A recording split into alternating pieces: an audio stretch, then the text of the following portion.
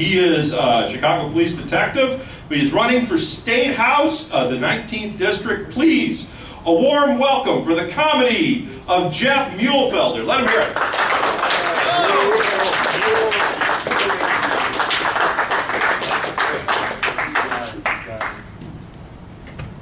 Can you hear me? Oh yeah. Oh, that's better. Okay. Man, I can't see anybody. These lights are bright. Never been up here before. Max called me. Told me I was going to do comedy like 4 days ago. Totally forgot about this thing. Didn't write a single joke. So I did what anybody would do. I went on the internet and I stole a bunch of jokes. I figured I would get into politics. I might as well start stealing now. I'm not a Democrat though. I'm not. Look, come on. Put your purses away. So things are. I'm up here because I'm a white, straight, male, Christian, conservative, in the coup de grace. I'm a cop. Can I offend you any other way today? Oh, look at me, number one right here.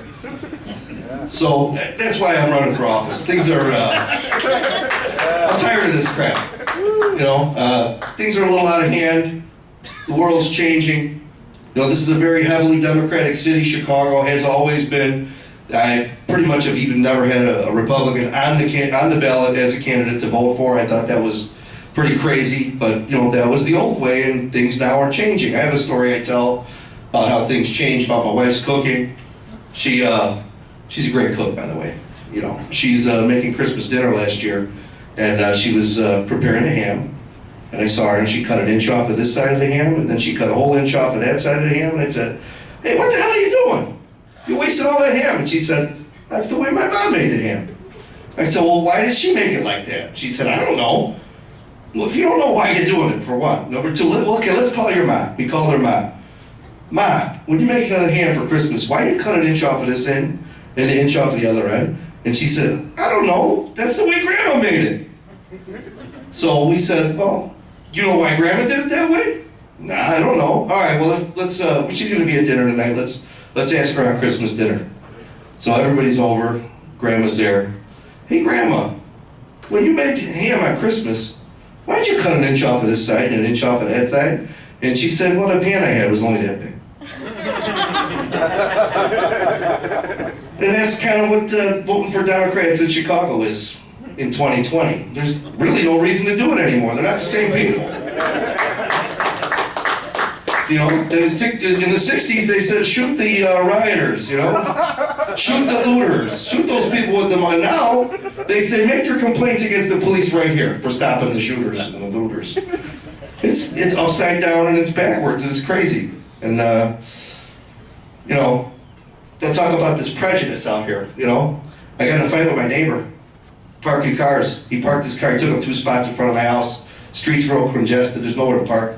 He said, we got a big back and forth, and I was calling him names, and he said, "You're prejudiced." He's a Hispanic male. I'm white, clearly white. He goes, "You're prejudiced. I see you coming in and out of your house." What does that mean? What does coming in and out of my house have to do with it? He goes, "I see you going to work. You're a cop. You're prejudiced." I said, "You do realize that the word prejudice means prejudge, right?" Did you miss that? So he prejudged all the cops. I got it. There we go. There we go. So speaking of more racing, I wore my white supremacist dog whistle here today. I've been out campaigning, going door to door, and I always make sure to wear my white supremacist dog whistle, because that's how they know I'm a Republican from 10 feet away.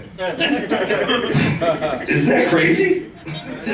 The Democrats literally hate America. And it's not even a joke, they know it. The Republicans know it, they know it. They, you know, think about this. How do I know they hate America? Well, let's just try. Let's just try this on your wife, okay?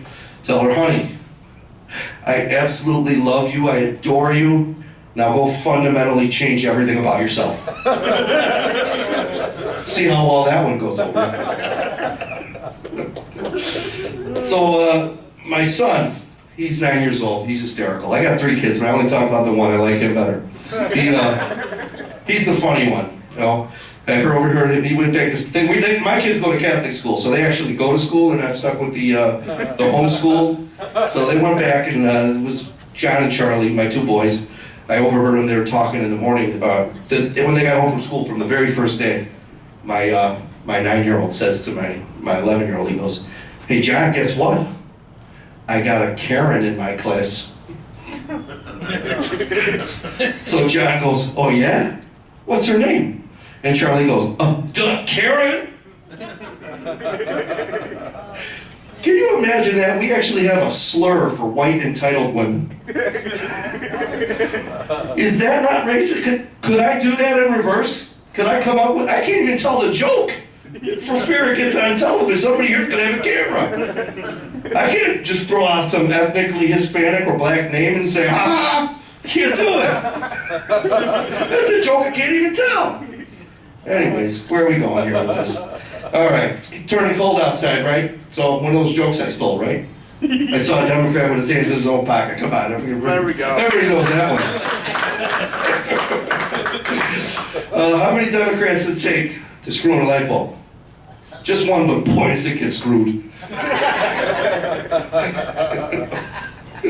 What's the difference between a Democrat and a prostitute? They both screw you, but at least there's a happy ending with a prostitute.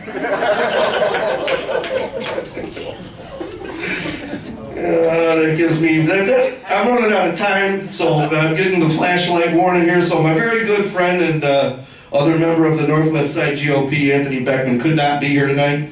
He got called into work early, and I promised him I would tell him this joke for him on his behalf.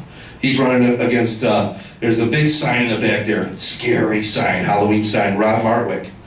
And Rob Martwick has ducked him. Today, he had, one of the reasons Anthony couldn't be here today was he didn't get any sleep because he works midnights, and then they called him in early on top of that. But he had the third online debate with Rob Martwick today.